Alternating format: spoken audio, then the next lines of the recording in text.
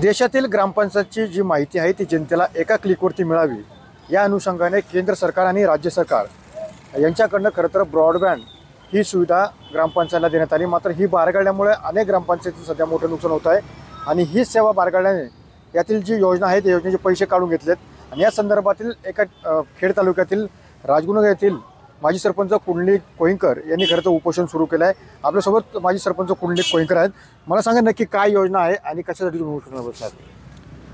केंद्र शासन राज्य शासन यांनी ग्रामपंचायतींना ज्या काही सुविधा आहेत सर्वसामान्य नागरिकांसाठी त्या त्वरित उपलब्ध व्हावेत म्हणून ऑप्टिकल फायबर नेटवर्किंगच्या द्वारे इंटरनेट सुविधा देण्याचं एक महत्त्वाकांक्षी प्रकल्प या राज्यामध्ये आणि या देशामध्ये आणला होता।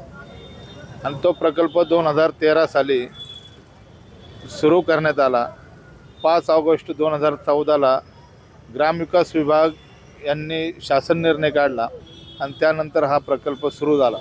परंतु हा प्रकल्प सुरू होत असताना अनेक ठिकाणी त्या केबल टाकल्या गेल्या, रस्ते फोडले गेले, साईड पट्ट्या फोडल्या गेल्या, अनेक नुकसान झालं।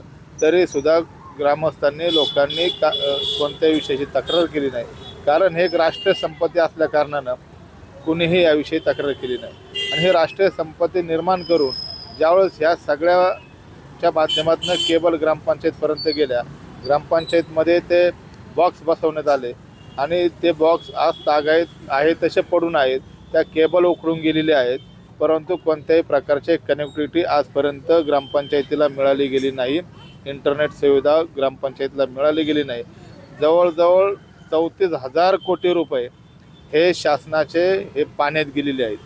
ही योजना आत्तापर्यंत कार्यान्वित नाही, म्हणून मी या योजनेच्या संदर्भामध्ये शासनाला जाग यावी, लोकांना त्या संदर्भातली माहिती मिळावी म्हणून पंचायत समिती खेड या ठिकाणी गेले 6 दिवस, आज या ठिकाणी मला 7वा दिवस आहे, त्या ठिकाणी मी आमरण उपोषणाला बसलेला आहे।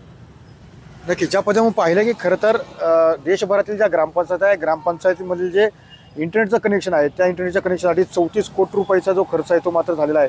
मात्र एकंदरीत जो प्रकल्प आहे तो मात्र ग्रामपंचायतपर्यंत पुरला नाही।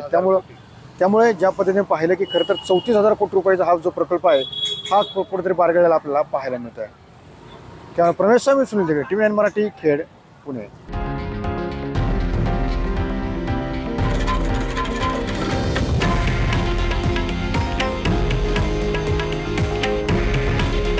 हे आहे देशातील नंबर 1 न्यूज नेटवर्क आणि आपण पाहत आहात TV9 मराठी।